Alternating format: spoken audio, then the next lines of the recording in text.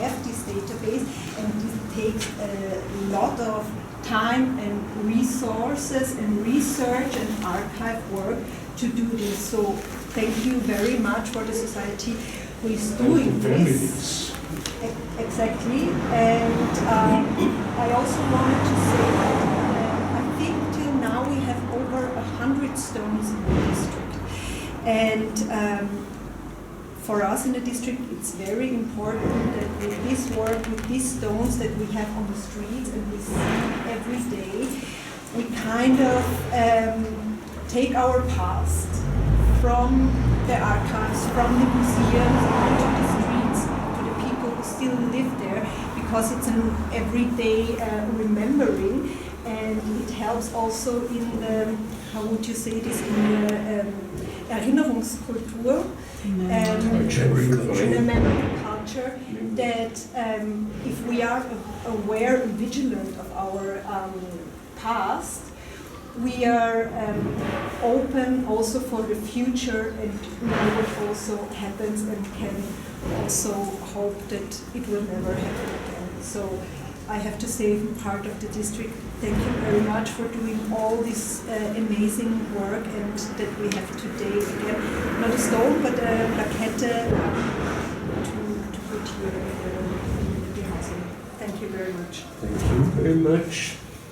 I understand you would like to say a few words about your family history, or you do it? Okay, please. Well, first of all, thank you all for being here with us today. My name is Aaron Coven, and I'm here with my wife Caroline and my father Mitch.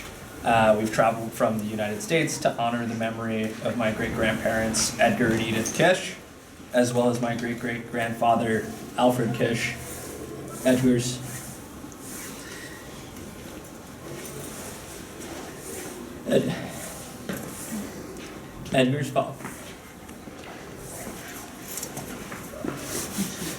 father and my great-great-grandmother.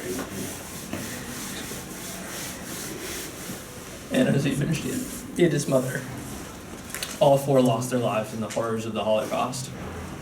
We're also here on behalf of my family who couldn't be here with us today. My mother, Dita Coven, née Keys, Edgar and Edith's only granddaughter, and Eric Kisch, my grandfather's only surviving first cousin.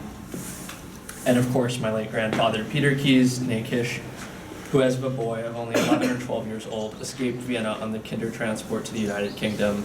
His story of survival and resilience is the reason that I am both literally and figuratively here today. As we unveil this plaque in their memory, I'd like to share a little bit about the Kisch family, my ancestors. My great-great-grandfather Alfred Kisch was born in Polna, Bohemia, and moved to Vienna as a young man. He married Emma Kraus, and together they had 5 children: Annie, Robert, Ernst, Walter, and Edgar. Emma died in 1928 of appendicitis. Alfred remained here in Vienna until 1942, where he was ultimately deported to Theresienstadt ghetto, where he ultimately died. Annie, the eldest, moved to Czechoslovakia, where she married, had 3 children, and ran a small luggage factory with her husband. We don't know their exact fates, only that none of them survived the Holocaust. Robert married an Irish woman, Louise, and was living in Prague when the war began, and thanks to Louise's Irish passport, she was able to keep him hidden and safe. After the war and the communist takeover, they emigrated to Canada, settling in Hamilton, Ontario. They never had children, but built a quiet and peaceful life together. Ernst and Walter were both captured by the Gestapo here in Vienna in May 1938, sent first to Dachau and then to Buchenwald. In 1939, they were released but ordered to leave Austria within 30 days, and they managed to secure passage to Shanghai. Walter's wife Greta and their 2-year-old son Eric followed soon thereafter. They survived the war in Shanghai and later emigrated to Australia. In 1960, Eric left Australia to attend graduate school at Columbia University in New York City, where he there met his wife Sue, and they built a family with children Nina and John, granddaughter Claudia, and 2 step-grandchildren Troy and Chris. Now in their 80s, Eric and Sue live active lives in Shaker Heights, Ohio, and are with us in spirit today, and they played an important role in helping me piece together this family history. Ernst, however, took a different path. He had been a respected medical doctor in Vienna before the war and joined an American mission hospital in northwest China. He remained there until 1950, when foreigners were expelled under Mao. He briefly relocated to New York City, but because his medical credentials weren't recognized, he joined another mission hospital in South Korea. Just 3 weeks later, the Korean War broke out. Ernst was captured with his colleagues and became a prisoner of war. He died from malnutrition in captivity, and he had never married or had children. Finally, Edgar Kisch, my great-grandfather, the thread that ties all of this directly to why we're here today. Before the war, Edgar was self-employed as a merchant and paper wholesaler here in Vienna. He spoke fluent French, having spent 5 years in Paris, and was also an amateur painter. His artwork was even featured in the magazine Moderne Welt in 1921. Remarkably, some of his paintings survived the war, and my mother still treasures them today. Edgar married Edith Siebenstein, who was born in Bohemia. Together they only had one child, Peter, my grandfather. Just after the Anschluss, Edgar and Edith made an unimaginably difficult decision to send their only child, then just 11 or 12 years old, to safety on the Kindertransport to the UK. After the war began, they managed to escape Vienna and reach Holland. From there, they wrote to Peter, who was in boarding school in Scotland, telling him they had found work and were saving to join him. But before they could, the Nazis invaded the Netherlands, and in May 1943, Edgar and Edith were captured and deported to Sobibor, where they were murdered. Edith's mother, my great-great-grandmother, Anna Siebenstein, was widowed when the war began. Her husband, Adolf, died in 1928. She too was deported to Auschwitz, where she was murdered in December 1943. After the war, my grandfather, Peter Kisch, returned to Vienna, but when it became clear that no close relatives had survived, he emigrated to the US in 1950. He settled in New York City, met my grandmother, Henny, and together they built a new life. They had one daughter, my mother, Dita. My grandfather made a modest but comfortable life in insurance, yet the loss of his parents at such a young age never left him, and like his father before him, he was also a painter, and we have several of his works hanging in our home today, a quiet remembrance of endurance, creativity, and love passed down through generations. Standing here in Vienna, the city my ancestors once called home, the city they were forced to flee, and the city that remembers them now, I feel both the weight of loss and the strength of continuity. Their lives were cut short, but their stories endure, in their art, their letters, their courage, and the family that came after them.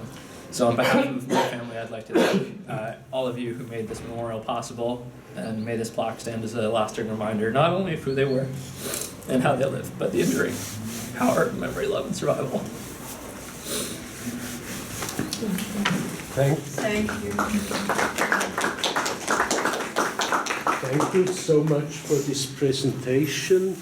We'll put this text, maybe an abbreviated version, into the internet as well as soon as we can manage to do so. I understand you want to do some prayers. Do you want to do that now? Ja, die Familie wird nun ein Gebet sprechen. Wenn Männer eine Kopfbedeckung haben, ist es gut, aber ist auch kein Problem, wenn sie keine Kopfbedeckung haben.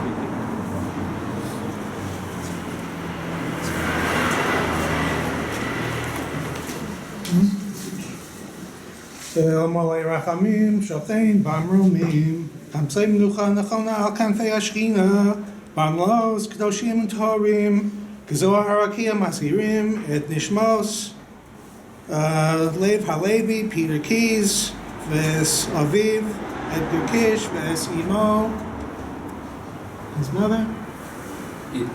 Edith קיש, וכל קרובם שהלכו לעולמם בעבור שבנדר אתן צדקה בעד הזכרת נשמתם בגן עדן תהיה מנוחסם לכן בעל הרחמים יסירנו בסתר כנפיו לעולמים ויצרור בצרור החיים את נשמתם אדוני הוא נחלתם וינוח בשלום על משכבו ונאמר אמן.